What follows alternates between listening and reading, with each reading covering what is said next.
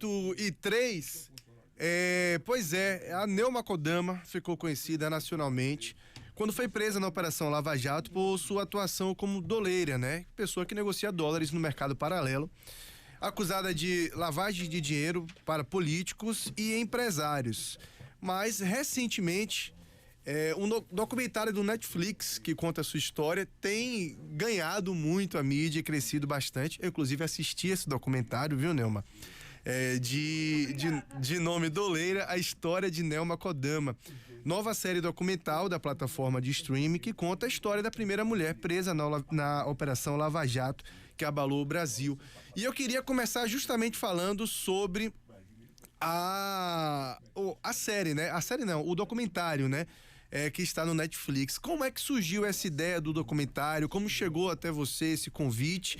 E o porquê de você ter aceito também o documentário, né? Porque, obviamente, é um gesto até de coragem, porque é um documentário que expõe e te faz perguntas que muita gente em sua situação até não gostaria de responder. Como é que foi a construção do documentário, o convite e o seu aceite? E agradecer também por ter aceitado o nosso convite para esse papo aqui. Um bom dia para você. Bom dia, Bahia, essa terra que eu amo tanto, cheia de axé, um povo maravilhoso, e apesar de ter passado 3 meses aí que não foram bons, mas todas as pessoas que me acolheram na Bahia foram sensacionais, desde a diretora do presídio, das guardas, das internas. Então, assim, eu tenho muito gratidão ao estado da Bahia. Eu sempre amei a Bahia e amo ainda mais por tudo isso que me aconteceu. Vamos lá, vamos responder uma pergunta de cada vez. Como chegou esse convite para mim? Ele chegou através de... eles iam fazer um documentário sobre mulheres que gostam de artes, obras de arte, e não são, assim, são pessoas mais comum, né? Que gosta de arte, mas queria falar, por que você gosta de arte, o que você sente nisso e tal. Então, a princípio, ia ser feito um programa, certo? Eles iam escolher uma mulher por estado, e eu fui escolhida no estado de São Paulo. E aí eles iam gravar uma entrevista comigo, aí não dava o horário, isso e aquilo. Na época eu estava viajando entre São Paulo e Lisboa, porque eu tinha a intenção de me mudar para Portugal, não definitivamente, porque eu não largo o Brasil, mas como uma oportunidade de negócio. Então aconteceu isso, e aí nós marcamos no dia 23 de abril de 2022 de finalmente fazer uma entrevista aqui na minha casa. Houve que eu fui presa no dia 19 de abril em Lisboa, né? Fato engraçado que o juiz fala, mas você estava em Portugal que você ia fugir. Não, se eu estava fugindo, eu não ia voltar dia 23. Inclusive, a TX Filmes gentilmente mandou uma carta que faz parte do meu processo, que eu estava retornando para o Brasil para essa entrevista. E depois de 6 meses, né, o pessoal da TX estavam tentando entrar em contato comigo, eu estava num presídio de segurança máxima, é muito difícil, né? E me chegou uma carta falando do interesse de fazer um documentário comigo e tal. Eu achei aquilo, fiquei surpresa, né? Porque eu falei, nossa, que estranho, né? Enfim, só que coincidentemente eu já tinha solicitado para voltar para o Brasil, porque eu fiquei ali por 6 meses, né? Por uma questão de opção, para poder entender o meu processo e saber o que efetivamente estava acontecendo. Então, nós entramos com a negativa de não voltar para o Brasil, né, no processo de extradição, e aí quando eu li mais de 5.000 páginas do processo, eu sei exatamente cada página o que fala, tudo, eu decorei o processo. Então eu falei para minha advogada, a doutora Manuela Nunes, falei, eu quero voltar para o Brasil. Aí então coincidiu da equipe ter feito contato com uma jornalista brasileira de nome Liz, então ela fez esse approach ela conseguiu, então, entrevistar a doutora Manuela, fazer alguns takes do meu retorno para o Brasil, porque era muito sigiloso, né? Quem fez esse translado foi a Interpol, é, por conta de eu ser uma estrangeira e também por conta da dimensão do crime que eles me acusam, né? Mas foi, assim, super tranquilo, os caras da Interpol, muito educados, foi sensacional, assim, é uma coisa de cinema, né? Aquela segurança toda. Enfim, eu cheguei em Salvador, no presídio Mata Escura, e fiquei em Salvador durante 3 meses. 4 meses, salvo engano. E quando eu estava em Salvador, a equipe da TX Filmes, eles conseguiram uma autorização no SAP para que eles tivessem autorização de fazer uma gravação no presídio. Então, aquela gravação que vocês veem no meu documentário, que eu tô de uniforme laranja, tudo, é ali em loco mesmo, é no presídio, né? Eles fizeram 2 dias de gravação ali dentro do presídio da Mata Escura. E aí, o João Weiner, maravilhoso cineasta, estava lá João Weiner, o Roberto, marido da Camila Vilas, que eles são sócios da TX, e eu perguntei, né, por que esse projeto? Por que vocês querem fazer um documentário da minha vida, né? Olha a minha situação aqui, né? Eu tô desse jeito aqui. Aí eles falaram: não, a gente quer a sua história. A sua história é uma história de um personagem clássico. Você é uma mulher fora do seu tempo e a gente quer essa história, a gente quer contar isso. Aí eu pensei, né, não dava para pensar muito, né, Fernando, porque a gente lá dentro a gente fica muito fragilizada. Então, algumas dos nossos pensamentos, dos nossos aceites, insights, às vezes são, como é que fala? Fica meio ofusca, né? Mas eu peguei e fiz a gravação desses 2 dias na penitenciária. Foi bom pra caramba, porque eles levavam lanche, sabe?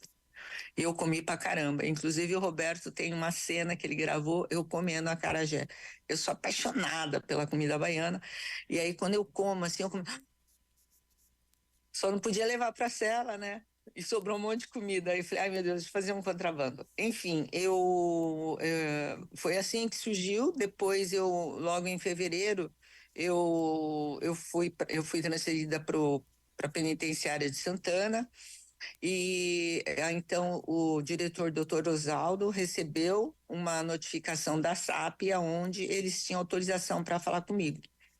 Aí eles vieram, eu falei assim, não quero fazer, não quero fazer, porque assim, eu não estou fazendo um documentário de presídio, né, presídios brasileiros, e sim da minha vida. Quando eu saí, né, e não via essa saída breve, eu sinceramente achei que ia demorar mais para eu sair, mas a justiça ela foi certeira. Quero parabenizar aos órgãos competentes que entenderam por 3 votos a 0 no TRF1 que eu tenho o direito de ficar com uma tornozeleira monitorada na minha casa das 6 da manhã às 6 da tarde, exceto feriado e sábado e domingo, eu posso sair. Então, parabéns à Justiça, fez jus a isso, né? Isso já está ocorrendo, Fernando, há 2 anos e 2 meses. Nós ainda não tivemos audiência, tá? Nós não tivemos audiência ainda.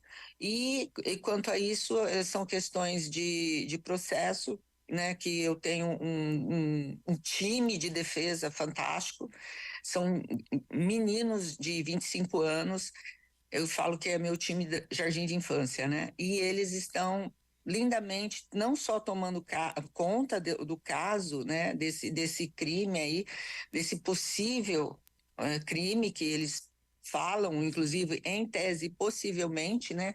Na investigação é tudo em tese e possivelmente, quer dizer, não tem certeza, né? Por isso que é uma investigação. Eles estão, então, me defendendo e são o mesmo time que me defende hoje da causa da situação da Lava Jato, porque ainda não acabou. Pois e o documentário ele foca muito, né, na questão da Lava Jato. Essa situação em Portugal parece muito mais, né, de uma forma menor, Complexa. né? Eu queria que você falasse sua percepção sobre o documentário agora, depois dele pronto. Obviamente, certamente já assistiu, né? Como eu também já assisti. Eu assisti em Ficou. várias línguas, entendeu? Porque eu quero ser poliglota, né? Falar em italiano. Então, aí, quando eu descobri que eu estou falando em não sei quantas línguas, mandarim, russo, cara, fica muito legal.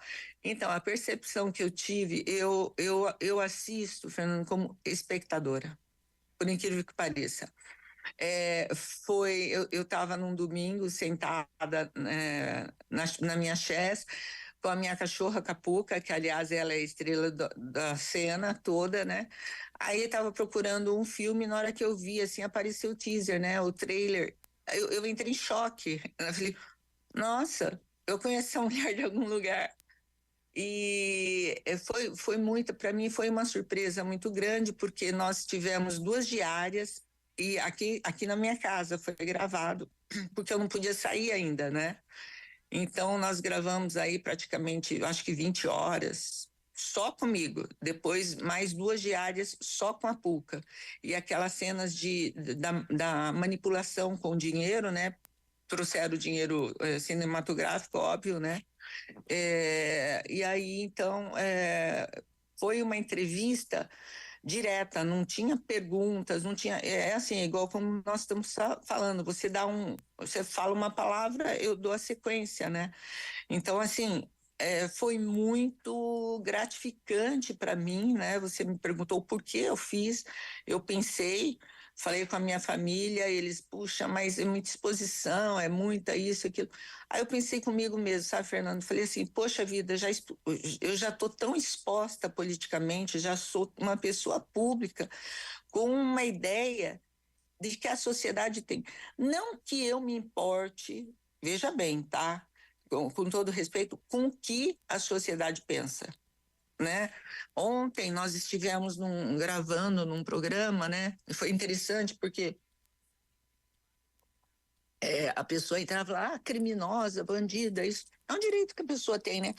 Mas eles nem sabem o que eles estão falando, né? Eu usei o clássico exemplo de que você às vezes vê uma fila enorme, você entra na fila, você nem sabe que você está na fila. Já aconteceu isso com você? Tenho certeza. Tá lá, você tá na padaria, tem uma fila enorme, aí tem uma fila menor. Não, você vai na enorme. Você entra lá e você fica. E vem outra pessoa, essa fila é do quê? Ah, não sei. Ah, não, mas onde é a fila do pão? Puta, a fila do pão é ali, você tem que comprar o pão ali, mas você vai numa grandona.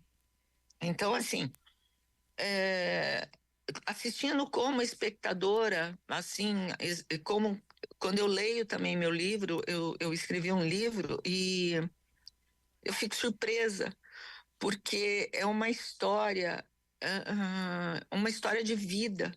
Aí eu entendi, eu falei para o João, João, eu entendi porque você quis que eu fizesse, que eu contasse a minha história.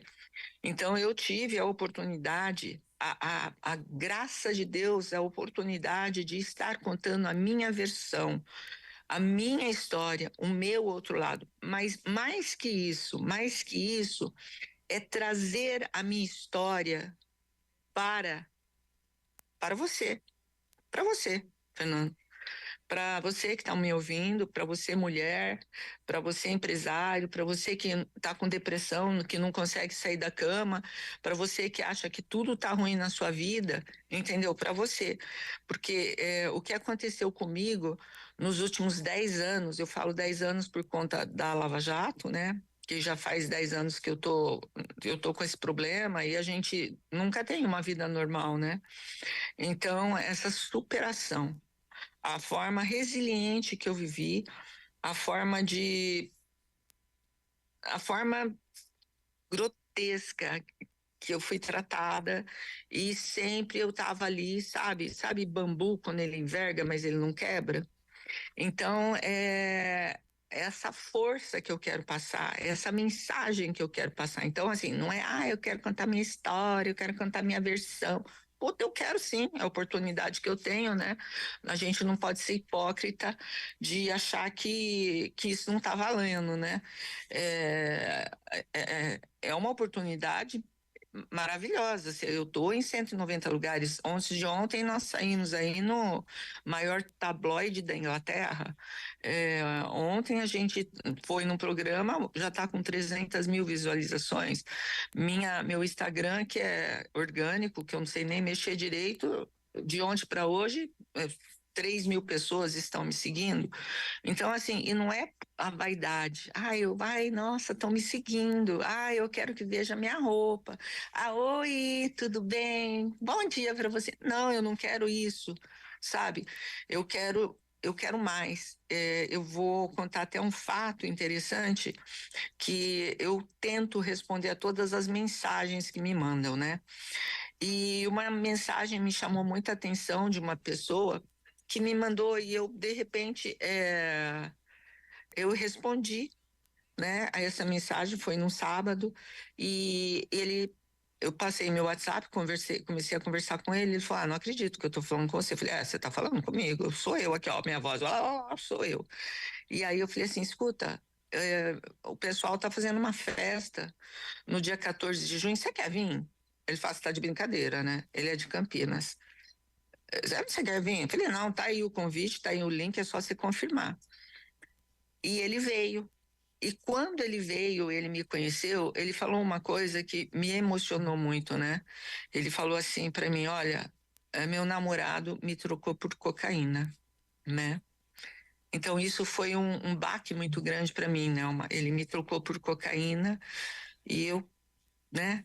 E como se não bastasse, meu melhor amigo pegou na minha frente e se deu um tiro na cabeça. E eu tô mal. Eu tô mal. Se eu não. Você salvou a minha vida naquele sábado. Você salvou a minha vida. E, assim, eu recebo mensagens, foi maravilhoso estar com ele, né? E ter essa coisa, né? Deus não permite que nenhuma folha se cai sem que ele deixa. Então, eu acho que Deus coloca situações, pessoas na sua vida que, de repente, tempo e circunstância pode mudar a qualquer momento, né? Então eu acho que nesse momento, cara, não é que eu salvei uma vida, não. É mais ou menos isso, entendeu? É confuso falar, eu não estou falando isso com prepotência, eu estou falando isso com amor. E aí ontem eu recebi uma mensagem dele falando que ele está super feliz, que a mãe dele, os pais querem me conhecer, porque ele não está tomando medicação, mudou a vida dele, no trabalho dele, que ele está fazendo as coisas com mais positividade, com energia, com alegria, e ele quer passar essa energia para outras pessoas. Então isso é um efeito cascata. Assim como você noticia uma notícia ruim, né? Fala, o pessoal do Sul, o Covid, tudo. Isso é uma coisa cascata. Quando tinha o problema do Covid, eu não assistia televisão. Por quê? Porque só falava aquilo. E eu sabia que as pessoas não estavam morrendo só de Covid, estavam morrendo de ataque cardíaco, estavam morrendo de fome, estavam morrendo de estupro, estavam morrendo de apanhar, entendeu? E isso as pessoas não divulgam, as pessoas dão ênfase naquela coisa. Então, você tem a responsabilidade disso, Fernando. A tua profissão tem essa responsabilidade de não divulgar só as coisas ruins. Sabe por quê? Em coisa ruim a gente se acostuma, meu irmão. A gente tem que fazer e se acostumar e viver as coisas boas e passar isso para as pessoas e para os seus filhos. Então é isso que me levou a fazer o documentário da Netflix. Nossa, Bom, resposta longa, hein? eu queria falar um pouquinho sobre o que retrata o documentário, porque ele fala muito sobre a Operação Lava Jato e sobre personagens icônicos nessa operação, né? Tendo você, claro, como desses personagens. E eu queria que hoje, né, depois de todo esse tempo, de tudo que se passou, que você fizesse pra gente uma análise da sua atuação naquele momento. Como você classificaria isso? E outra situação que talvez tenha sido chave para todo esse envolvimento, que foi seu envolvimento com o Alberto Youssef, né? E até isso depois viralizou lá na CPI, quando você cantou a música Amado Amante, depois do pessoal, e você explica isso no documentário, né? Que estavam apertando muito, chegou uma hora que você cantou a música Amado Amante, porque era mais ou menos o que ele queria ouvir, qual era o seu envolvimento, o seu relacionamento amoroso com o Alberto Youssef. Eu queria que você falasse um pouco disso. Como você classifica a sua atuação em todo esse processo que é investigado pelo Lava Jato e o quanto que o seu envolvimento com o Alberto Youssef foi ou o ponto de partida ou o ponto-chave para que você fosse e tivesse esse envolvimento no que tem sido investigado, porque como você disse, é algo que ainda tem resquícios, ainda segue, né? Bom, vamos lá. Eu comecei a ter um envolvimento com o Youssef no ano de 2000. Tá?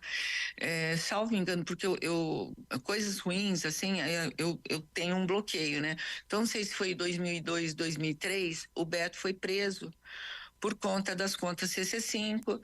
Aí ele pegou, fez um acordo com então e o mesmo juiz Sérgio Moro, tá?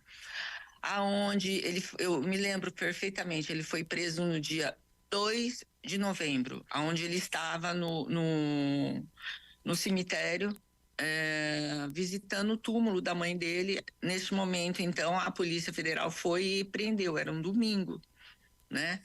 Quando a polícia prendeu, eu fiquei assim, né? Ele estava em Londrina, eu estava em São Paulo. Naquele dia ele falou assim para mim: ó, hoje eu vou mais cedo para casa, vou chegar meio-dia. Falei, tá bom. E eu não ligava para ele, o fato dele ser casado, eu não ficava ligando, entendeu? Ele me ligava. E ele chegou meio-dia, ele não chegou. E ele me ligava de 5 em 5 minutos, assim, chegava ao ponto de ele me ligar 25 vezes por dia. Aí foi 3 horas da tarde, 7 horas. Eu achei estranho, mas falei, sei lá, perdeu o voo, né? É, finados, ficou mal da cabeça, tal. E fui dormir, entendeu? Quando foi 6 horas da manhã, tocaram o telefone e uma amiga minha avisou: ó, o Alberto tá preso. Eu falei, puta merda, né? Eu imediatamente esvaziei a minha casa, fui para um hotel, porque eu falei, né? Tem um link, porque o cara vivia comigo. Ele vivia comigo de sábado a sábado. Você concorda que ele sendo investigado, ele sendo monitorado, as pessoas sabiam que eu era ou não, né? Fica para vocês pensarem.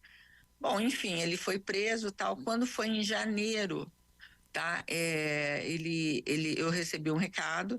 Ele estava então no COP, que é em Curitiba, né? Que é Centro de Operações Especiais, e eu tive a oportunidade de visitá-lo, né? Foi num domingo, eu cheguei e tal, a gente conversou, porque quando ele foi preso eu roubei ele, sabe? É uma história muito louca. Eu roubei, roubei não, ele tinha US$ 1 milhão, eu peguei, ele me devia, eu peguei, e aí ele ficou puto, que era de cliente dele, e eu não tive dúvida. Eu falei, o cara foi preso, ele não vai me pagar. Eu preciso continuar minha máquina mesmo, porque eu preciso desse dinheiro para dar suporte a ele. Depois, isso é uma outra história, uma história muito legal. Enfim, aí eu fui, ele ficou puto, ele falou, ó, você tem que devolver esse dinheiro porque o cara é bravo, porque eu falei, não, eu fui assaltada. Falei, não sei do que você está falando, mas eu tô aqui para você falar o quê? O que você quer de mim? Enfim, o Fernando, ele foi e tal. Quando foi em fevereiro, ele saiu. Ele saiu e aí ele falou para mim, olha, eu vou sair, eu saí, eu vou ficar mais ou menos até março, abril, colhendo informações, tá? Colhendo informações e volto a ficar preso porque eu estou fazendo um acordo. Eu falei, quanto tempo mais você vai ficar fazendo um acordo? 1 ano e meio. Ele falou assim, eu falei, tá bom. Ele falou, você tá comigo? Eu falei, sempre. Na alegria e na tristeza, pacto de sangue.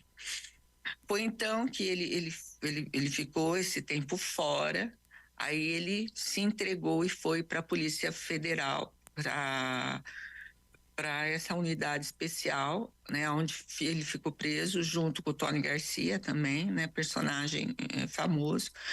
E ali então ele tinha uma certa regalia, né, aonde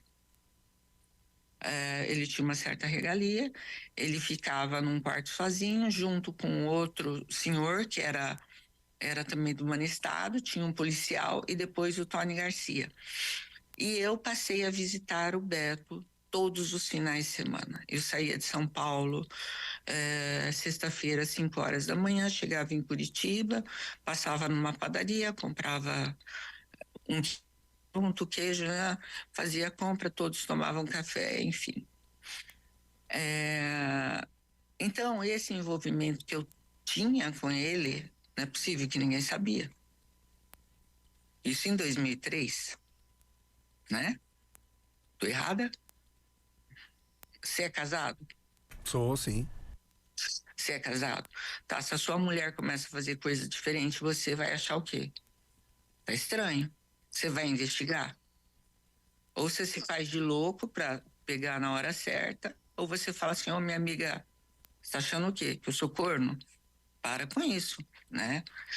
Bom, enfim, passou 1 ano e meio, ele saiu conforme o combinado, e aí ele não podia mais operar, porque ele tinha um acordo que, se ele operasse no mercado financeiro, ele teria problema. Então, foi quando nós fizemos mais um pacto de sangue, aonde ele falou assim: eu preciso que você faça isso. Falei, tá bom, somos parceiros, não somos, fechou. E ele foi fazer outras coisas, ele tentou na área de telefonia e não sei o quê. E aí começaram eh, a parte, né, dos políticos, onde ele tem um envolvimento muito grande com o Janine e tal. Ou seja, Fernando, tudo isso, eu acho assim, quando você sai, você é uma pessoa no nível dele, você continua sendo monitorado. Ou você acha que eu não estou sendo monitorada? Sim. Eu seria hipócrita de falar que eu não estou sendo monitorada, que meu telefone aqui não está no grampo com você. E eles querem pegar a gente o quê? Cagando de porta aberta, né? Então, eu acho assim, tudo, absolutamente tudo, ao seu tempo. Então, quando eles começaram a fazer a Operação Lava Jato, eles já tinham tudo estruturado. E, obviamente, ele sabia quem eu era. O cara vivia comigo. Se eles seguiam o Beto dormia onde? Na sua casa? Não, né? Dormia na minha, né? Entendeu? Então, aí eles falam, porque que a gente pegou você? Você ligou para uma pessoa, para o Habib, que é dono do posto Lava Jato lá de Brasília. Eu liguei para ele, porque um amigo meu, Faed, tinha sido preso, e eu liguei para o Carlos Habib falando assim, ele foi preso, ele precisa de alguma coisa, a família precisa de alguma coisa. Eu liguei pelo Skype. Foi no momento que a Polícia Federal falou, nós pegamos o grampo dela, conseguimos, e eles começaram a me investigar. Esta é a história que eles falam. Eu não acredito, tá? Eu não acredito. Eu acredito que tenha sido antes, né? Bom, enfim, aconteceu tudo isso, me alonguei um pouco, mas isso tudo é para deixar bem claro e explicado para você que eu fui peça-chave, sim, né? Porque tanto o Alberto Youssef como o Raul Surur e todas as pessoas que foram presas, eu tinha envolvimento. Quem eu não conhecia, me conhecia. Eu era o segundo PIB do Brasil. Tudo passava pela minha mão, tudo passava pela minha mesa. Eu podia não fazer um negócio direto com você, entendeu? mas o teu intermediário fazia comigo. E eu entendia que era você, porque eu conhecia teu modus operandi. Entendeu? Aí o que aconteceu? Tanto é verdade que quando eu fui presa, eu era a única mulher. O avião da Força Aérea Brasileira chegou em Curitiba, que eu olhei para baixo, parecia uma cidade acesa, era de noite. O doutor Márcio Anselmo, ele foi fogo comigo, mas eu adoro ele, adoro. Ele, inclusive, foi entrevistado para o meu documentário, fizeram a entrevista com ele e a Polícia Federal não deixou ele dar o depoimento. O pessoal foi até a superintendência e não permitiu que ele participasse. E ele não fala mal de mim, ele fala bem, eu só falo bem dele. Né? Eu morro de vontade de encontrar ele de novo e dar um abraço nele, porque no começo ele tinha que fazer o papel dele, é o trabalho dele. Então, independente disso, eu acho ele uma mente fantástica, brilhante. Ele foi, me tirou de dentro do avião e falou: Nelma Kodama, eu desci, entrei dentro de um carro. Os outros não sei nem como foi, de van, não sei. Aí ele me perguntou sobre minha cachorra, sobre meu resfriado. Aí eu falei: tô no grampo. Aí ele começou a abordagem do Youssef, a primeira coisa. Sabe quando você encontra uma pessoa sabe, você encontra uma mulher que você está super afim, e aí você, e aí, tudo bem? O que você achou de mim? Você gostou da minha barba ou você prefere sem? Né? Você fica com aquela coisa aí, e foi isso. Eu li o pensamento dele. Eu falei: eu já sei o que esse cara quer. Só que eu não dou. Eu não dei o Beto. Eu não dei de novo. Mesmo com todas as pressões, as humilhações, as ameaças, os estupros que fizeram comigo. Eu não dei. Eu não dei. E sobre a minha colaboração, é uma outra história. Se você acha que eu sou uma colaboradora, uma delatora, eu não sou. Eu não sou cagueta. Eu não sou X9. Então, eu não dou o direito de você achar que eu sou criminosa, de você achar que eu sou bandida ou que eu sou cagueta. Eu não sou. Agora, se você pensar isso, eu não quero conversar com você. Porque eu não preciso de você. Entendeu? Enfim, eu não dei o Alberto Youssef, tá? Quem me chamou para fazer o acordo de colaboração foi o Deltan e mais um outro procurador, que eu acho que é Rodrigo, que já era da época da última prisão do Alberto Youssef. O Deltan entrou muito novinho, né? Muito arrogante. Falou assim: olha, senhora, nós estamos aqui para.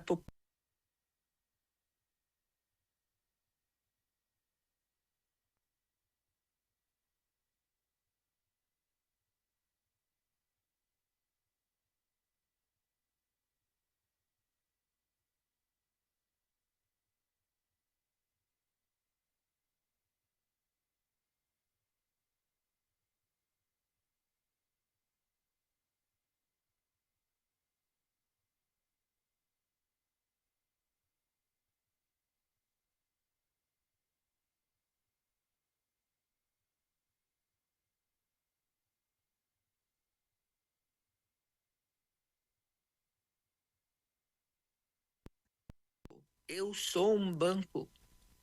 Eu não posso quebrar o sigilo bancário dos meus clientes e a minha confiança. Eu não ia falar jamais, entendeu? Aí eu falei: eu não tenho. Aí o Deltan vira e fala assim: porque nós não queremos essa sua operaçãozinha de chinesinho.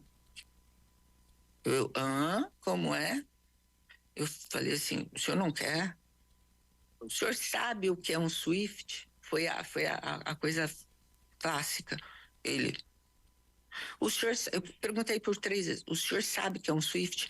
Aí esse outro procurador falou assim: dona Nelma, eu acho que a senhora está invertendo os papéis. Aqui a investigada é a senhora e não ele. Eu falei: não, o senhor me falou que ele estudou em Harvard. né? Eu não estudei em Harvard, mas as pessoas que trabalham para mim estudaram em Harvard.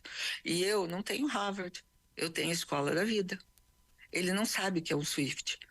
Então vocês não sabem que eu sou o segundo PIB do Brasil. Tá tudo certo. Vocês querem político? Não tenho. Vocês querem traficante? Não tenho. E, sinceramente, vocês querem aberto o CEP? Não vou dar. Então, não tem acordo. Cara, aí foi, né? Passei fome, passei frio, neste mundo. Nananana, nananana. Aí, filho, foi pra boca de se fuder. Foi pra acabar. Eu quase acabaram com a minha vida. Então, este é o envolvimento. Eu sabia de todos os esquemas do Beto, mesmo porque ele precisava do meu dinheiro vivo, então eu sabia como fazia, eu era a engrenagem dele. Aliás, eu acho que eu era a mentora dele, porque ele só fazia assim, ó, eu tenho isso aqui. Aí eu tinha que fazer o quê? A coordenação, né?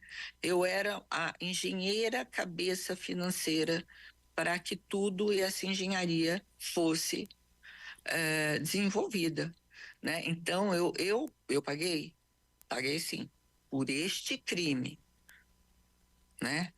Embora quem tenha que fiscalizar isso não sou eu, é o Banco Central, é o COAF. Eu fazia o quê? Eu entrava nas brechas que eles não tinham alçada ou não percebiam. Mas fui criminosa? Fui. Hoje você faz isso? Não. Você se arrepende? Não.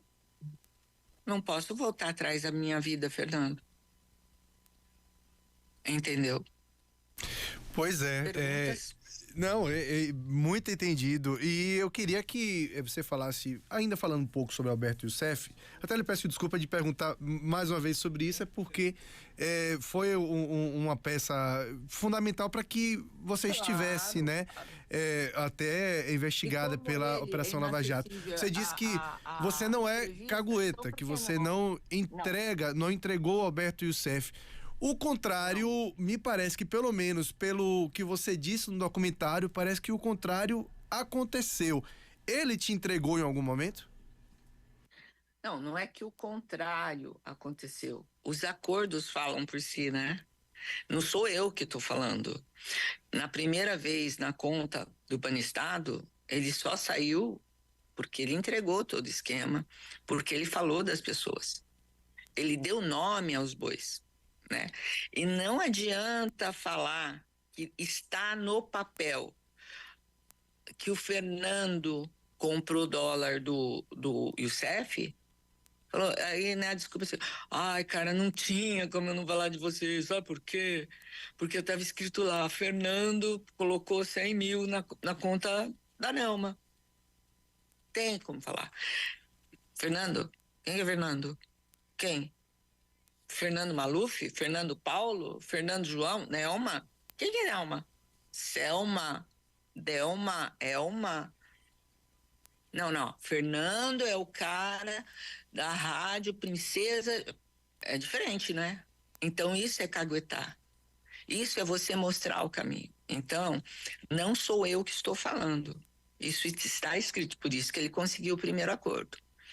No segundo acordo, a mesma coisa. Ele me deu sim. Por quê?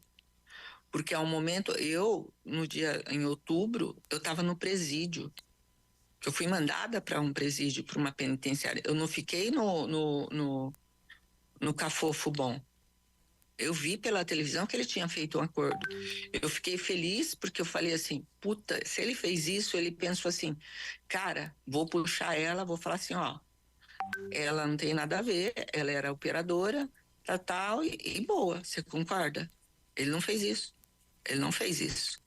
Ao contrário, quando eu voltei, porque eles me resgataram salvo engano, em fevereiro, que eu voltei para a Polícia Federal, ele falava assim, ai, Eu preciso linkar uma operação assim, para linkar as empreiteiras.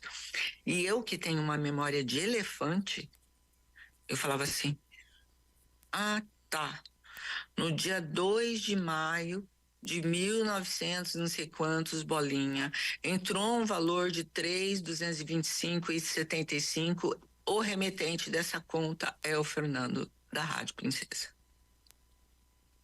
Eu lembrei disso. E não tinha como não ser, saiu do teu CPF, entendeu?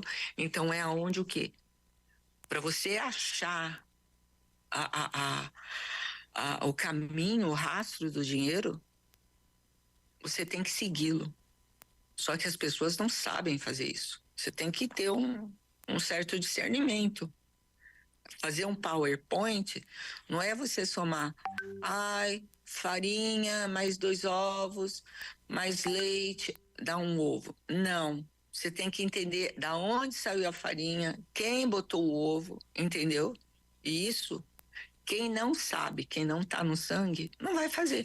Então, assim, ele me fez ainda colaborar para que ele tivesse sucesso.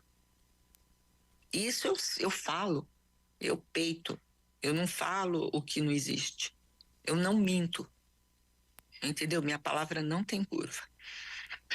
E eu ainda, já cansada, né, manipulada, ameaçada, tudo, eu falava, puta, não, ó, dá isso aqui vai ser a chave, ó, aqui, ó, a chave para você ir embora.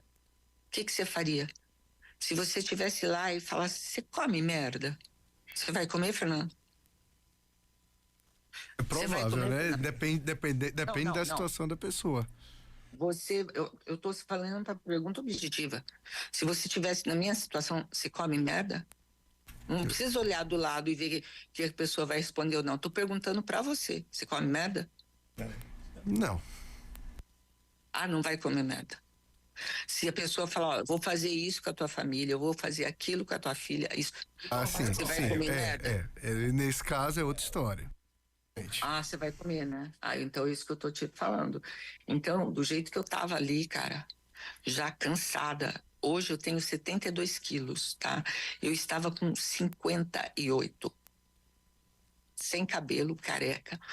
Então, se falasse assim pra mim, escuta, faz esse gráficozinho aqui, se não vai acontecer isso, tá bom, vem merda junto, eu vou comer. É isso que eu tô te perguntando, você comeria merda? Nesse caso não tem muito o que pensar, né, Nelma? Não, é sim, não. Sim. Então pronto, telespectador. Ele é uma pessoa que responde sério as perguntas que também os entrevistados fazem. Muito obrigada pela sua resposta. Tá ok, Nelma. E eu quero lhe agradecer por essa entrevista. Tá bom? O tempo, infelizmente, não permite que a gente siga mais, porque a gente precisa entregar o programa. Mas lhe agradecer, viu, por ter atendido a nossa produção, por ter nos concedido essa entrevista. A gente deseja um bom dia para você. Obrigada pela oportunidade. Um cheiro para a Bahia, para todos vocês. Boa sorte e sucesso. Tá bom? Conversamos então com a Nelma Kodama no programa desta quarta-feira, dia 19 de junho. Dilson Barbosa. Lembrar que vai para todas as plataformas.